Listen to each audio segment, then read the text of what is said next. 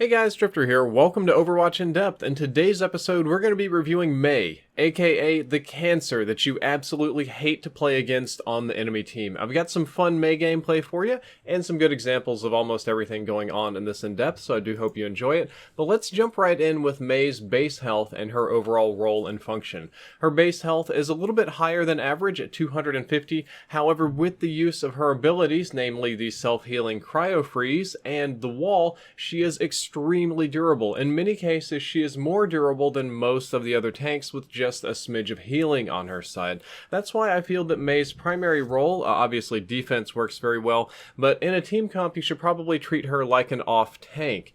Her hidden passive is that you get to tilt the enemy team off the Earth's axis. Everybody hates playing against Mei. She inspires a lot of rage. People like to kill her more than they do Tracer or Symmetra. I think it just drives people bananas to get frozen and to watch Mei walk up and smile and say ni hao while you blast icicles into their face. And while I don't normally include these kind of things on In Depth, in this particular case, I would include it because it really does tilt people, and when you play Mei, you should expect to get a lot of focus from the enemy team. Now let's move on to the actual statistics. Her freeze beam will deal a respectable 45 damage per second, which means that you can actually kill people with it, though it's not the ideal way to go about it. It has a range of 10 meters, which is longer than you would think, and do keep in mind that it is actually a projectile. If you spin around really fast, you'll see that it kind of throws out puffs of smoke instead of a proper beam, but it's a fast projectile, and unless you're maybe hitting Tracer at the maximum range, it's easier to just treat it as an instant cone in front of you. It freezes enemies solid for about 1.5 seconds after you've been hitting them for a solid 1.5 seconds. It takes 2 seconds to reset the freezing, so if you go too long without hitting the enemy, they'll do a complete reset, and that's 1.5 seconds of constant love. In reality, enemies are going to be trying to dodge, they're going to be moving around, bouncing around a little bit, so you're probably going to have to hit them for a little bit longer, but they freeze completely solid. There is no abilities they can use, nothing they can do to defend themselves. Now, they can be shielded and protected by teammates, but the way to go about it is freeze them and just icicle them right in the face. You will kill most of the characters in the game like that, most of the DPSs anyway, and deal very significant damage. This is your actual number 2 skill as Mei. You gotta know who to freeze, when to freeze them, and how long it will take. A lot of the characters in the game have shields, barriers, abilities, Reaper Smoke, Zarya Bubble, something that will allow them a little bit of extra time to avoid your freeze race, and some of them have a little bit too much health to kill, so you need to know who you can pick off, when to pick off, and how to prioritize, but it's not your number 1 skill, surprisingly. Moving along, let's talk about the ICICLE, which is your alternate fire on your weapon. It has a damage drop-off range of 25 meters to 55 meters, and the damages that it will drop or decline through are 75 up close, or 75 up to 25 meters, and 22 at a distance. Now, 75 up close is a very respectable amount of damage, which means you can 3-tap most of the DPS or healer characters, and that doesn't include headshots, which are quite easy to get when they're frozen. The ICICLE itself is a very fast-moving projectile, so you do have to lead it a little bit, but not a whole lot. It kind of falls in that awkward zone of, well, when they're close to me, I can treat it just like a hit scan, but when they're far away, I have to just barely intentionally miss on purpose and lead it. You can snipe Widowmaker, you can snipe Pharah with it sometimes, but that's probably not its best use. And perhaps most frustratingly is it has a 0.4 second charge time. Every time you click to shoot the ICICLE, it has to actually generate inside the gun, freeze, and then fling outward, which means that it doesn't shoot immediately, and you have to lead it, which can be very annoying. There's a lot of skill to mastering the ICICLE, a lot of subtleties to learn about it, but it is very rewarding. It has an overall rate of fire that's fairly slow at 72 rounds per minute. It can get headshots as well for double damage, so a close range headshot is 150 damage. That will delete Tracer, make most of the DPSs hurt, and chunk health from tanks. It has a very generous 8 shots per magazine, because it only uses 25, and you've got 200 total, which is a lot better than most of the other utility characters in the game, and a 1.5 second reload time.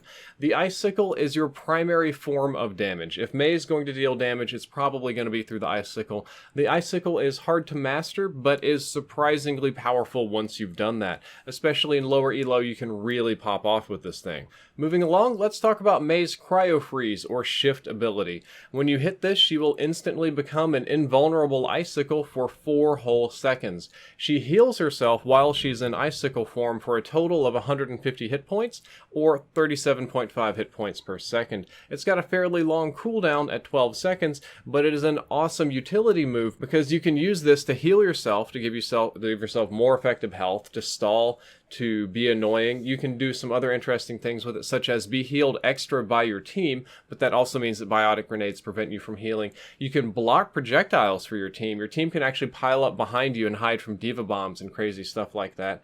And you can contest points. You can contest the payload, you can contest into overtime. That's really what this move is all about, is contesting, stalling, and dragging out, and it annoys the ever-living devil out of the enemy team. Now let's talk about Mei's number one ability, which is building a wall. Because sometimes the plans you make for victory just require that we need to build a wall, and it has to be built quickly. Sorry about that, just couldn't help myself with the Trump memes. But when I play Mei, for some reason I just think Donald Trump building a wall to keep Reaper and Sombra out on the other side. But statistically speaking, her what I call build the wall ability summons a giant annoying ice wall. It's 3 meters tall and 8 meters wide, which fills up most of the choke points in the game. It has a health of 500 per pillar and 5 overlapping pillars. In most cases, you're not going to be able to break down the wall without Bastion. It can be used as a bridge as well, but it has a lot of health, and because of the way the pillars overlap, without Bastion or Reaper or a lot of focus on one point, you're really not going to break down the wall, and it has a duration of 4.5 seconds and a cooldown of 10 seconds. So the cooldown's about average, duration is kind of long, so it's a big annoyance to the enemy team for 4.5 seconds, and there's not a whole lot they can do about it. In this game, 4.5 seconds is a very long time to wait. It is absolutely 100 bajillion% best used to cut off enemies from their team. If Reinhardt goes through the choke point just a little bit too far, cut him off, and then you can all dogpile him and murder him, and they're down a tank. If Mercy mispositions, cut her off. If anybody gets out of position, cutting off one or sometimes two people from the enemy team is extremely valuable. Sometimes splitting the enemy team in half can be valuable, so you can just focus on one side. But the wall is almost the ultimate utility move in this game. You can block ultimates with it. You can block High Noon, you can block Visor, you can block most of Roadhog's ultimate, you can block the D.Va bomb, you can block Reinhardt's hammer down, you can block a lot of stuff. You can obviously stall with the wall. You can put it kind of diagonal in a corner and sit in a corner and nobody can hurt you. Obviously stacking that with your icicle form or invulnerability is very annoying as well. You can pull out like a solid almost 10 seconds out of that. You can slow down the enemy team. You can just put it in front of a choke point just to block it off so they can't go through. Probably the noobiest but most straightforward version of it, but you can definitely do that, stop people from getting there for overtime. You can make bridges with it to climb, to do a little bit of, get a little elevation as made, to bridge gaps, and you can do a lot of awesome stuff. You can also escape Junkrat traps.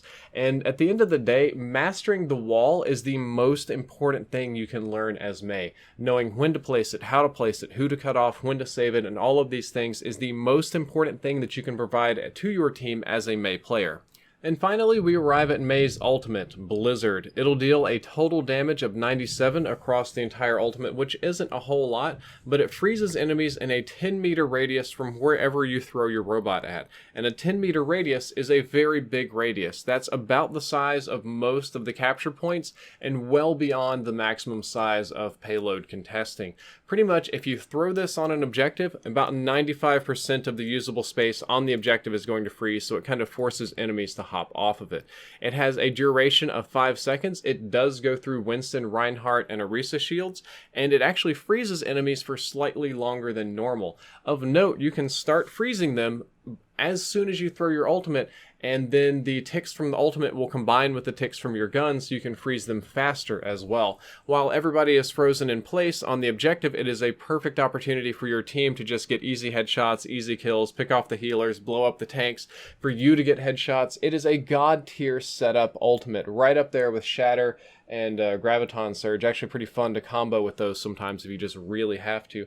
However, it can be eaten by D.Va, which has happened to me more than once, and it can be reflected by Genji. Please don't let it get reflected by Genji or your team will hate you until the end of time. I think that Mei is best used as an alt tank or a utility ALT-DPS, and she works well in any mode, but she really does best on defense. She's a bit awkward to play around though.